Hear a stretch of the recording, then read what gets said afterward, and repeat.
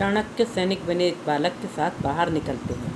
किसी भी चंद्रगुप्त की माँ मुरा अपने पुत्र को ढूंढते हुए बरगद के वृक्ष के पास आती है। चाणक्य इस तरह का ड्रामा करके सैनिक के साथ बाहर निकलते हैं गाय ढूंढने के लिए।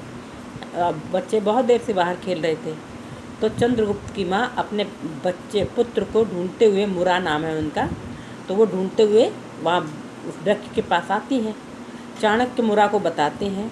चाणक्य ने मुरा को देखा, जान गए कि चंद्रगुप्त की माँ है, तो उनको बताया कि चंद्रगुप्त की हस्तरेखाएं बड़ी प्रबल हैं, मतलब इसमें हाथ में जो लकीरें बनी हुई हैं ये बहुत प्रबल हैं इनकी उसकी शिक्षा की व्यवस्था की जाए, उसका भाग्य अवश्य चमकेगा।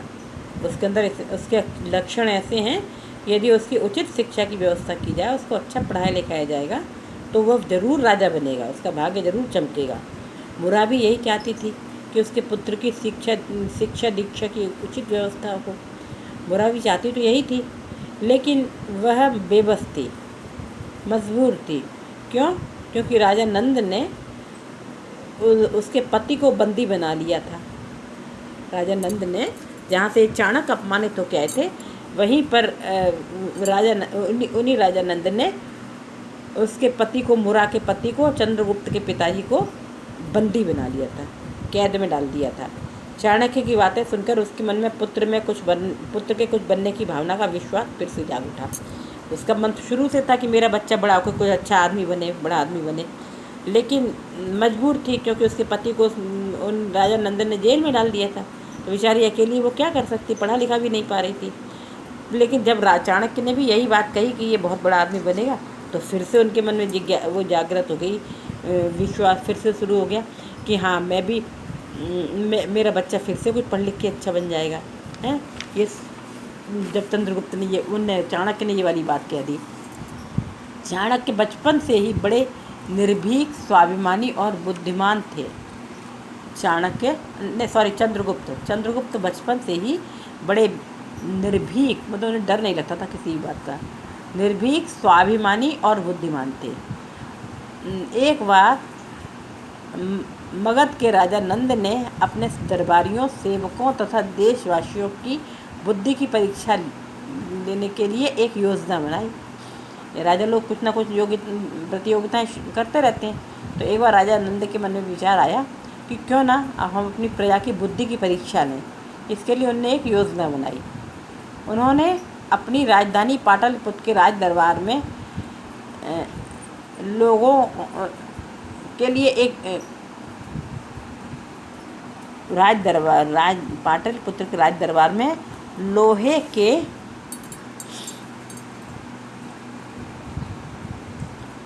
पिंजरे में शेर की एक मूर्ति रखवाई।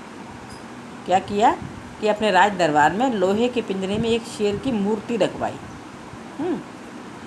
और ये घोषणा करवा दी, ये ढिंढोरा पिटवा दिया कि जो भी व्यक्ति लोहे के पिंजरे को बिना तोड़े शेर को बाहर निकाल देगा, उसे राज्य की ओर से 1000 सोने की मुद्राएं दी जाएंगी और उसकी मनचाही मांग भी पूरी की जाएगी।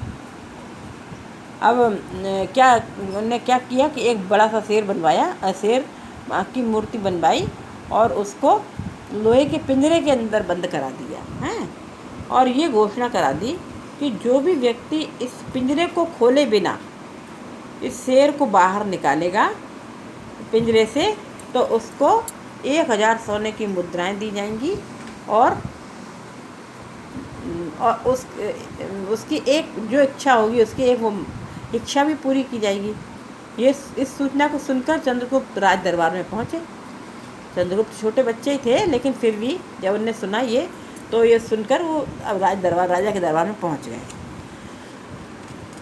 वहाँ जाकर उन्होंने पिंजरे में बंद शेर को अच्छी तरह देख लिया। उन्हें जाके पिंजरे के आसपास घूम के उन्होंने शेर को अच्छी तरह से देख लिया, समझ गए कि ये किसका बना हुआ। दरबार के सभी लोग सिर नीचे किए बैठे थे। किसी को समझ में नहीं आ रहा था भैया कैसे हो सकता है कि एक शेर को बिना पिंजरा खोले कैसे उससे निकाले जा सकता है। तो सभी लोग सिर नीचे किए बैठे हुए थे। बालक चंद्रगुप्त ने बड़े उत्साह से कहा, महाराज मैं इस शेर को बाहर निकाल सकता हूँ। चंद्रगुप्त ने कहा, महाराज मैं इस शेर को बाहर निकाल सकता हूँ, मैं निकाल दूंगा। राजा नंद को भी बड़ा आश्चर्य हुआ। सभी राज दरबारी उस बालक की ओर आश्चर्य से देखने लगे। तो इसमें सभी दरबारी लोग सोच रहे थे कि हम लोग इतने बड़े बड़े लोग हैं, हम तो कुछ नहीं कर पा रहे हैं, ये छोटा सा बच्चा क्या कर पाएगा। सभी लोग आश्चर्य से उसे देखने लगे।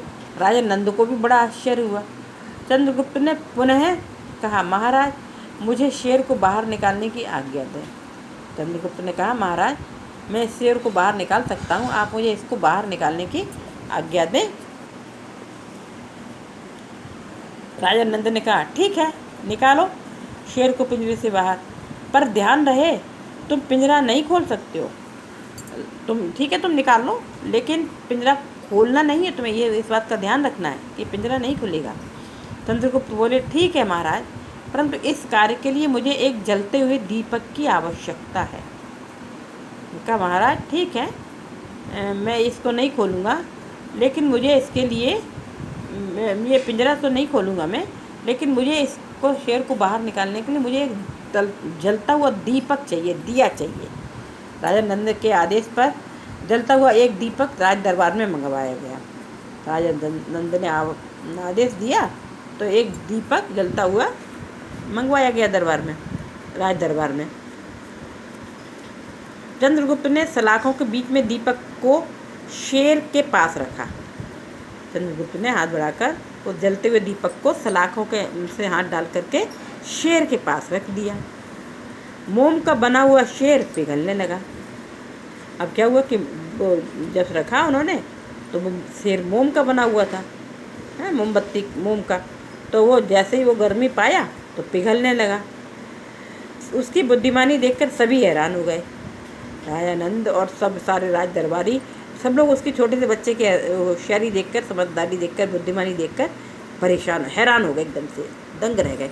राजा नंद ने उसकी प्रशंसा करते हुए उसे 1000 सोने की मुद्राएं दी और उसकी मनचाही मांग के विषय में पूछा। राजा नंद ने उसको, जब उसने बना दिया तो राजा नंद ने उसको वो दिया, 1000 सोने की मुद्राएं दी, जैसा शर्त रखी थी उन्होंने उसके मुताबिक, और अपनी उसकी एक मांग भी पूरी करने की शर्त थी ना, तो उसकी मांग के विषय में पूछा। तो उसने कहा, मनचाही मांग के रूप में अपने पिता को बंदी गृह से मुक्त कराया। और उसने क्या मांग की उनसे कि मेरे पिता को जो आपने बंदी बना रखा है उनको आप मुक्त कर दीजिए, छोड़ दीजिए। बचपन से ही बुद्धिमानी और साहस दिखाने के कारण उनके लिए ये कहना सही होगा कि होनहार वीरवान के होत चीकने पात।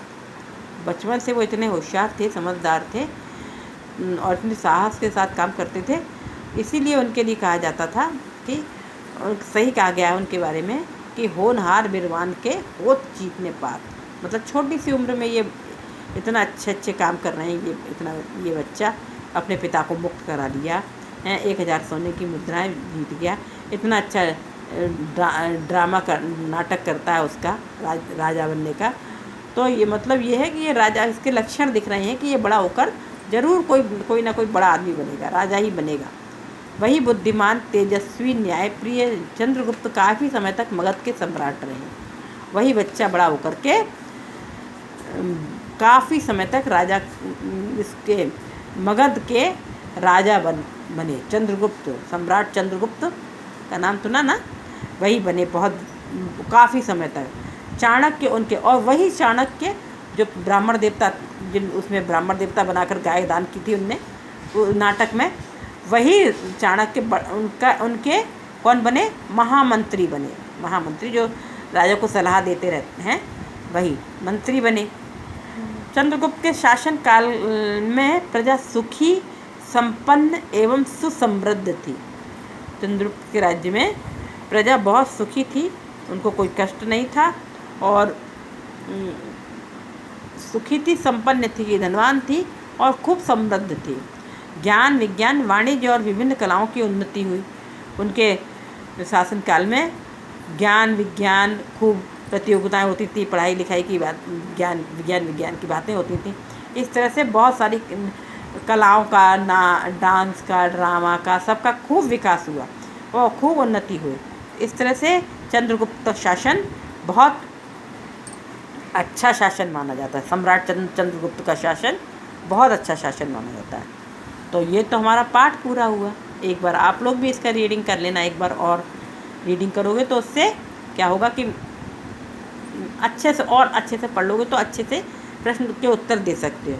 अब आपको करना क्या है, होमवर्क क्या करना है, सबसे पहले तो पाठ का नाम डालना है, जानते हो है ना, पाठ नंबर और पाठ का नाम, एक तरफ दिन और एक तरफ दिनांक। उसके बाद पिक्चर बनाना है, एक ये वाली पिक्चर बनाना है।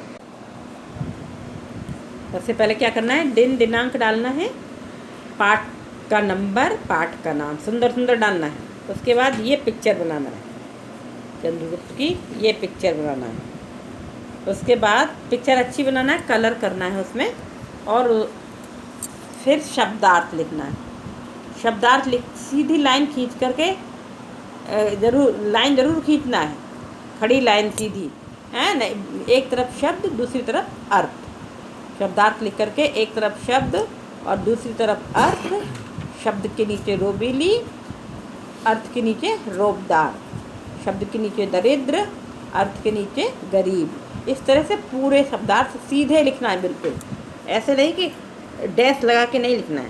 पूरे एक पेज में आ जाएंगे ये, तो एक पेज में पूरे में एक खड़ी लाइन खींच लेना पहले, उसके बाद हैं, फिर उसके बाद क्या करना है आप लोगों को, ये शब्दार्थ लिखने के बाद पिक्चर बनाना है, शब्दार्थ लिखना है। अब हम कुछ श्रुतलेख बोलेंगे आप लोगों को, ठीक है। तो श्रुतलेख या लिख लो। और एक तो होमवर्क में और क्या करना है, एक पेज सुलेख लिखना है, उसका जो आप लोगों को वो मिली है ना, सुलेख की वो मिली है ना, वर्कबुक मिली है, उसमें एक पेज सुलेख लिखना है, और पिक्चर बनाना है, और शब्दार्थ लिखना है। ये 3 चीज़ें करना है। उसके बाद सुलेख चलो सुलेख लिख लो, 3 4 5 7 थोड़े सुलेख बोलते हैं जितने बोलते हैं। तो सबसे पहला लिखो प्रतिशोध, प्रतिशोध। उसके बाद वाक्पटुता, वाक्पटुता, प्रतिशोध, वाक्पटुता। नंबर 3 चंद्रगुप्त, चंद्रगुप्त। नंबर 4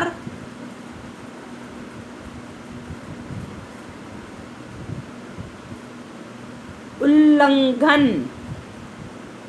उल्लंघन, उल्लंघन, उल्लंघन। उसके बाद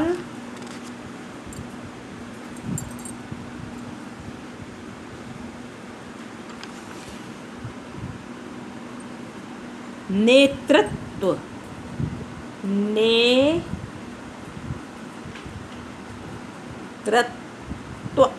नेतृत्व।